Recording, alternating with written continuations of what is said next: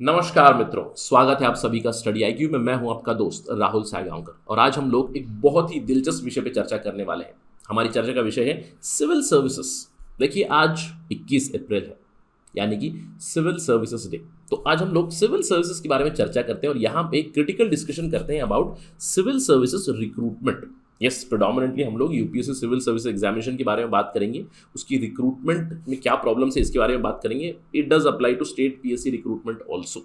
और यहाँ पे एक बहुत ही इंपॉर्टेंट कॉन्सेप्ट को भी समझेंगे। आप यहाँ पे हेडिंग देख सकते हो, ये आर्टिकल लिखा गया था सत्या मोहंती द्वारा, who is a retired bureaucrat himself. He says our civil services recruitment it resembles a lemon market. तो आज हम लोग यहाँ पे समझेंगे ये लेमन मार्केट का कॉन्सेप्ट क्या है। ये इकोनॉमी का एक कॉन्सेप्ट है जिसको हम लोग जोड़ेंगे सिविल सर्विसेज रिक्रूटमेंट के साथ और बात करेंगे इंडिया में सिविल सर्विसेज रिक्रूटमेंट में दिक्कतें क्या हो रही है, इन दिक्कतों की वजह से क्या अच्छे कैंडिडेट्स सिविल सर्विसेज एग्जाम या फिर सिविल सर्विसेज में नहीं आना चाहते हैं। साथ ही साथ कुछ सुझाव के बारे में बात करेंगे with respect to UPSC recruitment. तो ये रहेगा आज की हमारी चर्चा का agenda. To get to know all this information मेरे साथ बने रहिए till the very end on study IQ. और ध्यान रखिएगा, जैसे कि मैंने बताया कि आज सिविल सर्विसेज डे है, तो इसीलिए हम लोग फ्लैश सेल रन कर रहे हैं। हमारा मोटो है हर घर आईएएस, इसीलिए हम लोग हमारी फ्लैगशिप यूपीएससी सिविल सर्विसेज का जो प्रोग्राम है जहाँ पे प्रीलिम्स और मेंस दोनों की तैयारी हम लोग कराते हैं, उसके ऊपर बहुत बड़ा डिस्काउंट दे रहे हैं। 50% डिस्काउंट, नॉर्मली 20K में आता है, अभी it is available for 9999 plus there is also double validity. अगर ये 1 साल के लिए वैलिड होता था तो आप इसको 2 साल के लिए इस्तेमाल कर सकते हो। आपको बस एक काम करना है, जब भी आप ये कोर्स खरीदोगे, use the code Rahul flash, RAHUL flash without any spaces. ये ऑफर केवल आज और कल यानी कि 21 अप्रैल और 22 अप्रैल के लिए है। We are celebrating civil services day. आप जानते हैं कि हमारे फ्लैगशिप कोर्स में we provide the preparation for prelims, mains, after mains we also give you guidance for personality test. Continuously हमारे प्रोग्राम चल रहे हैं, सक्सेसफुल प्रीलिम्स, इसका भी एक्सेस आपको मिलेगा। साथ ही साथ हमारी वीकली डाउट क्लियरिंग सेशंस हो सकते हैं। घर बैठे आप अपनी यूपीएससी सिविल सर्विसेज की तैयारी अच्छे से कर सकते हो। So do not forget to avail this particular discount, just use the code Rahul flash. चलिए चर्चा शुरू करते हैं एक ऑब्जर्वेशन के साथ। ये कहा जाता है कि इंडिया में civil services are the steel frame of a country, यानी कि backbone of a country's administration. Absolutely right. लेकिन राइटर जो है ये कहते हैं recent डेवलपमेंट जो हुई है specially with respect to recruitment, it is turning the civil services into a market of lemons. अब ये मार्केट ऑफ लेमन्स कॉन्सेप्ट है क्या, चलिए समझते हैं इस इकोनॉमिक कॉन्सेप्ट को और उसके बाद हम लोग रिक्रूटमेंट के बारे में बात करते हैं। What is this market of lemons? 1970 में जॉर्ज एकरलॉफ ने एक फेमस पेपर पब्लिश किया जिसका नाम ही था मार्केट ऑफ लेमन्स। इसके लिए इन्हें नोबेल प्राइज इन इकोनॉमिक्स भी मिला हुआ है। अब यहाँ पे एक एनालॉजी करते हैं, वो कहते हैं there is a strong intuition about a used car market when there is asymmetric information. जब यहाँ पे टर्म इस्तेमाल होता है लेमन, लेमन का मतलब है bad car according to this particular paper by George Akerlof. अगर इंफॉर्मेशन एसिमेट्री हो तो उसकी वजह से होता क्या है, उसकी वजह से बैड लेमन यानी कि बैड प्रोडक्ट लेमन जो है वो ज़्यादा से ज़्यादा बिकता है, अच्छा प्रोडक्ट नहीं बिकता है, अच्छा प्रोडक्ट मार्केट में नहीं आता है और जो बैड प्रोडक्ट है वही आपको मार्केट में ज़्यादा से ज़्यादा मिलता है। That is the basic funda behind George Akerlof's market of lemons. I am quite sure कि अभी फिलहाल आपके दिमाग में एक प्रश्न चिन्ह है। इस कॉन्सेप्ट को अच्छे से समझते हैं, how we can connect it with UPSC recruitment, इसके बारे में देखते हैं। देखिए ये मार्केट ऑफ लेमन्स है क्या चीज़।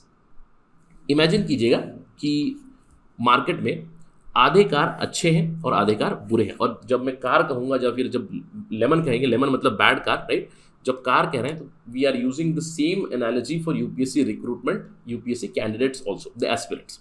तो मार्केट में अगर आधी कारें अच्छी हैं आधी कारें बुरी हैं, राइट, पता है क्योंकि सेकेंड हैंड मार्केट चल रहा है। तो यहाँ पे जो सेलर रहेगा, सेलर को पता है कौन सी कार अच्छी है कौन सी कार बुरी है, लेकिन बायर को ये नहीं पता है कि कौन सी अच्छी कौन सी बुरी है। लेकिन बायर खरीदना चाहता है, लेकिन एसिमेट्री है इन्फॉर्मेशन की, उन्हें पता नहीं कि कौन सी अच्छी कौन सी बुरी है। और ये जो गुड कार है इसका प्राइस इमेजिन कीजिए 100 रुपये, ये जो बैड कार है इसका प्राइस 50 रुपीज़ है। लेकिन इन्फॉर्मेशन एसिमेट्री जिसकी वजह से पता नहीं कि अच्छी कार है या बुरी कार है। बुरी कार अच्छी बनाकर 100 रुपये में बेच सकते हैं, अच्छी कार बुरी कार के प्राइस कम भी हो सकता है, right, although that is unlikely but still. I hope कि आपको ये एनालिसिस समझ में आ गया। तो इस इंफॉर्मेशन एसिमेट्री से क्या हो जाता है कि मार्केट में सभी कारों का दाम 75 रुपये हो जाएगा, एवरेज आउट हो जाएगा डिमांड और सप्लाई के पर्सपेक्टिव से, राइट। अब मैंने आपको बताया कि सेलर को पता है कि कौन सी अच्छी है कौन सी बुरी है, बायर को ये पता नहीं है, लेकिन अभी दाम घट चुके हैं, दाम 75 हो चुके हैं। जब दाम 75 होगा तो ये सेलर करेगा क्या, आप मुझे बताइएगा, कॉमन सेंस लाकर सेलर करेगा क्या? सेलर भैया आपको बुरी कार बेचेगा। क्यों? क्योंकि ये बुरी कार की कीमत है 50, जिसकी कीमत बढ़ चुकी है और 75 हो चुकी है, तो यहाँ पे उसको वो चीप रेट पे मिल रही है और आपको महंगे रेट पे बेचेगा। तो क्या होगा? सेलर केवल आपको बैड कार्स बेचते जाएंगे। Lemon, market of lemons. अब इसकी वजह से होता क्या है? इसकी वजह से ये जो अच्छी कार है ये मार्केट से छट जा रही है। I hope you understood the concept, right. Market of lemons की वजह से क्या होता है कि जो लेमन यानी कि बैड कार है वही आपको मार्केट में मिलती हुई जाएगी, अच्छा प्रोडक्ट मार्केट से बाहर होता हुआ जाए। क्यों? क्योंकि फायदा यहाँ पे ज्यादा है for the seller, that is why. Now if you use the same analogy for UPSC recruitment, writer यहाँ पे कहते हैं कि यूपीएससी में भी कुछ इसी तरह का मार्केट ऑफ लेमन्स हो रहा है कि अच्छे कैंडिडेट्स छटते हुए जा रहे हैं, अच्छे कैंडिडेट्स सिविल सर्विसेज में नहीं आ रहे हैं और कहीं ना कहीं mediocre average candidates, average aspirants are getting into civil services. That is the argument. अब ये क्यों हो रहा है? Why he gives this argument? Let us try to understand what is happening. वो कहते हैं क्यों हो रहा है। देखिए, सबसे बड़ी प्रॉब्लम रिक्रूटमेंट में वो कहते हैं कि age of entry is very very high.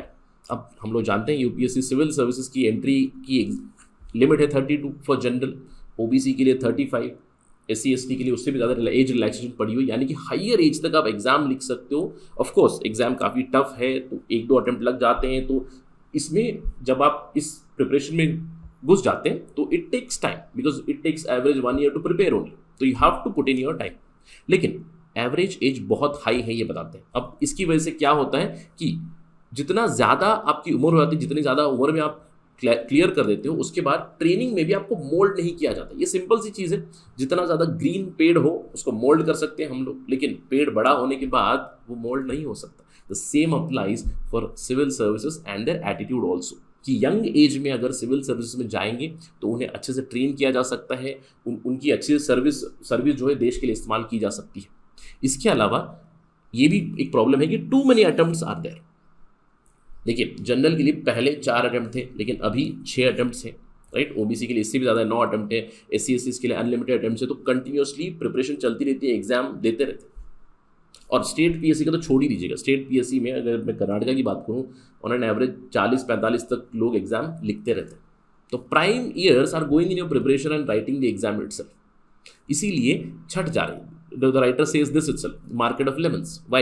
अब इन दोनों का कॉम्बिनेशन जब आप देखोगे, अब इमेजिन कीजिएगा हाइपोथेटिकल सिनारियो, एक ओबीसी कैंडिडेट है जो समझ लीजिए 26 की उम्र में प्रिपरेशन में आ जाता है, 9 अटेम्प्ट्स लिख रहे हैं, 9th अटेम्प्ट में हो गया। हाइपोथेटिकल सिनारियो 9th अटेम्प्ट में हो गया, मतलब 35 की उम्र में, which was the last year for getting cleared into और गेटिंग इनटू सिविल सर्विसेज, 35 की उम्र में सिविल सर्विसेज में चले गए। इसके बाद 2 साल 2.5 साल की ट्रेनिंग, उसके बाद जब पोस्टिंग होगी तो कितनी ही सर्विस बचेगी, hardly 25 years of service, what change will they bring? ये भी एक आर्गुमेंट है। इसके अलावा in general recruitment quality is going down, that is the argument. अब रिक्रूटमेंट क्वालिटी कैसे डाउन हो रही? देखिए, एग्जाम में इतने सारे बदलाव आ चुके हैं, अननेसेसरी बदलाव आ चुके हैं, ये आर्ग्यू करते हैं। He says that UPSC has been constantly reworking the exam syllabus और एग्जाम पैटर्न में भी बहुत सारे बदलाव ला रहे हैं। स्पेशली देखिए, CSAT आया था, CSAT दी एप्टीट्यूड टेस्ट जो फिल्टरिंग आउट होती है फर्स्ट राउंड में प्रीलिम्स में, CSAT को भी हटाया गया, राइट। CSAT को हटाया गया, पहले 2 ऑप्शनल थे, एक और ऑप्शनल हट गया, तो यानी कि आपकी स्पेशलाइजेशन जो थी, कॉम्पिटेंसी टेस्टिंग जो थी, जहाँ पे सब्जेक्टिविटी कम हो, ऑब्जेक्टिविटी ज़्यादा है, तो ये सारी चीज़ें हट जा रही है। अभी फिलहाल प्रीलिम्स में there is only 1 GS exam for which the marks are considered. CSAT is rather just qualifying exam. So here the argument is that the difficult parts of the exam are being removed now in favor of rural students and other indigenous students. That is the argument. इसके अलावा एक और problem भी है, there is a possibility of pre selection in mains, क्योंकि इतनी ज़्यादा subjectivity हो चुकी है। पहले 2 ऑप्शन हुआ करते, 2 ऑप्शन में आपको एक्सपर्टीज की जरूरत हुआ करती थी, लेकिन अभी 2 से 1 ऑप्शन हो चुका है, अब आगे चल के एक और ऑप्शन भी हट सकता है, तो इतनी ज़्यादा सब्जेक्टिविटी बढ़ जाएगी मेंस में, there is a possibility of pre selection. अब पॉसिबिलिटी ऑफ प्री सिलेक्शन कैसे? On your writing style, say on your essay there have been so many questions, controversial questions which have come, right? Say for example on secularism, on Jammu Kashmir कहीं पे सवाल आ गए जहाँ पे evaluator को बताया गया है कि इस पर्टिकुलर चीज़ को ज़्यादा मार्क्स दे रहे हैं, तो there is a possibility of pre selection, ये कहा जाता है, right? Although UPSC is a very clean institution, but nonetheless there are chances of pre selection. In fact अगर हम लोग रिसेंट की न्यूज़ सुने, रिसेंट की new chairman of UPSC is Manoj Soni, right, the educationist, and news reports did come that he shares a very close tie with BJP and RSS, right? Again यहाँ पे ऐसा होने की प्रोबेबिलिटी तो लो है, but there is still a possibility of these things happening where you are filtering out the candidates already. ये एक possibility है यूपीएससी रिक्रूटमेंट. इसके अलावा अनप्रेसिडेंटेड एक्सपेंशन ऑफ रिजर्वेशन हो चुका है, राइट? 50% रिजर्वेशन था, ईडब्ल्यूएस का रिजर्वेशन भी आ गया, तो बहुत सारी रिजर्वेशन हो रही है. इसकी वजह से हो क्या रहा है? इसकी वजह से फिल्टरिंग आउट हो रही है. जो मैंने आपको उदाहरण दिया था यहाँ पे मार्केट ऑफ लेमन्स का, तो कहीं ना कहीं ये सवाल जरूर उठ जाता है, what are the country's best prepared students doing? Are they preparing for civil services? They know that they can prepare civil services, they can become bureaucrats, लेकिन वो नहीं आ रहे. Why? Because of all these problems. That is the market of lemons. यानी कि जो candidates थे, क्या वो छटते हुए जा रहे हैं because of this recruitment process? ये सवाल जरूर उठ जाता है. I hope you understand the argument here, right? इसके बाद बदलाव क्या ला सकते हैं? देखिए, अगर हम लोग बदलावों की बात करें, व्हाट आर द रिकमेंडेशंस? चलिए हिस्टोरिकल रिकमेंडेशंस की बात करते हैं. कुछ कुछ बदलाव जरूर आए, जैसे कि डीएस कोठारी कमेटी थी 1976 में, report on recruitment policy and selection methods. इन्होंने 2 स्टेज की एग्जाम बताई, प्रिलिमिनरी और mains, and this was brought, right? Most of the recommendations were implemented. Y K Alagh committee थी 2001 में, इन्होंने रिकमेंडेशन दी थी स्ट्रक्चर ऑफ द एग्जामिनेशन में, जहाँ पे इन्होंने ये कहा था कि कॉमन सब्जेक्ट पर टेस्ट करना चाहिए rather than optional subjects. CSAT आया था 2011 में, एक और कमेटी ने बताया सीसैट लाए, तो सीसैट लाया गया था. तो कुछ कुछ बदलाव जरूर आए थे, लेकिन बहुत बड़ी रिकमेंडेशन आई थी Hota committee, Hota committee on civil service reform 2004 से अभी तक ये पेंडिंग ही है. होटा कमेटी ने ये बताया सिविल सर्विसेज की एंट्री का जो एज है, पहले 30 था, 32 किया गया. वो कहते हैं it has to be reduce to 21, 24. Even second ERC says it has to be 26. Age relaxation देनी चाहिए ओबीसी एससी एसटीज को, वो भी बताते हैं, लेकिन जो एंट्री की एज है उसको आप कम कीजिए. इसके अलावा होटा कमेटी की रिकमेंडेशन ये भी थी, among many other things, aptitude और लीडरशिप के टेस्ट ले आए. प्रोबेशनर्स को 1 महीना का टाइम दे ताकि वो अपनी सर्विसेज अलॉटमेंट जो होती है सर्विसेज की उसको सेलेक्ट करे. एक बार वो ट्रेनिंग में चले जाए, उसके बाद विच सर्विसेज दे वांट उसकी प्रेफरेंस बाद में दे. बहुत सारी रिकमेंडेशन आई थी, लेकिन अभी तक ये नहीं हुआ है. अभी भी age of recruitment is very very high. There are so many attempts. I do understand. देखिए, इसलिए मैंने कहा कि this is a debate, this is an argument. There are many students who have invested years together, और इसके लिए अभी भी प्रोटेस्ट चल रहा है कि और ज़्यादा अटेम्प्ट्स दे यूपीएससी सिविल सर्विस एग्जामिनेशन के लिए, और भी एज रिलैक्सेशन चाहिए, राइट? ये सारी चीज़ें हम लोगों ने देखी है, लेकिन जो आर्गुमेंट है यहाँ पे that we need young students, we need young aspirants to clear the exam so that लंबी सर्विस मिले, बदलाव ला सकते हैं, उनको मोल्ड किया जा सकता है, अच्छे से ट्रेन किया जा सकता है. इस तरह की रिकमेंडेशन और भी आई है, राइट?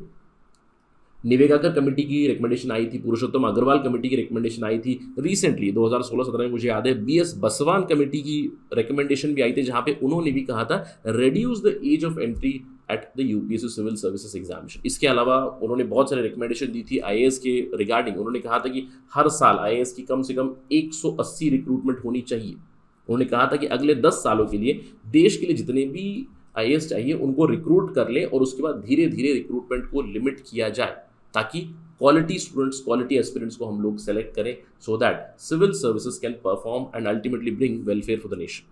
तो कहीं ना कहीं दी डिस्कशन और the debate has some merit that there is some problem going on with the UPSC recruitment which needs to be rectified. Do let me know your thoughts. जैसे कि मैंने आपको बताया कि बहुत सारे जो एस्पिरेंट्स देख रहे हैं, बहुत सारे व्यूअर्स जो देख रहे हैं, आपको लग रहा होगा कि सर और भी अटेम्प्ट्स चाहिए, सिविल सर्विसेज की जो एंट्री एज होनी चाहिए वो 32 ही होनी चाहिए. तो आप मुझे बताइए कि आपकी प्रतिक्रिया क्या है. Because recommendation is that we need to reduce the age limit, we need to reduce the number of attempts so that the pool of students who appear for exam it is more, ताकि quality ना छट जाए, ताकि students ना छट जाए. The best talent has to enter here. That is the argument. Do let me know your thoughts. As I told you, today is April 21st, Civil Services Day. Do use the code RAHULFLASH if you want to buy the UPSC program. With that note, let me end my discussion. Thank you for watching this. Jai Hind.